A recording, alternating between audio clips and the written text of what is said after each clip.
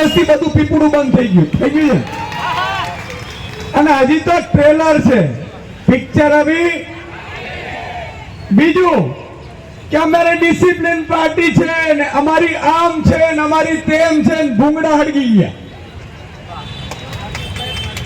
આમાં આ લોકોએ ફૂટ પડાવીને રાજ કરવાની નીતિ મિત્રો આ લોકોએ રાખી છે.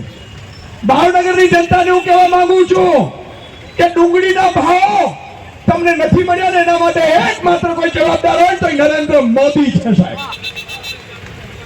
નરેન્દ્ર મોદીએ ત્યાં નિકાસબંધી કરાવીને એવું કીધું હતું ગુજરાતના ખેડૂતોને ભાવ ન મળવા જોઈએ. કેમ ભાઈ?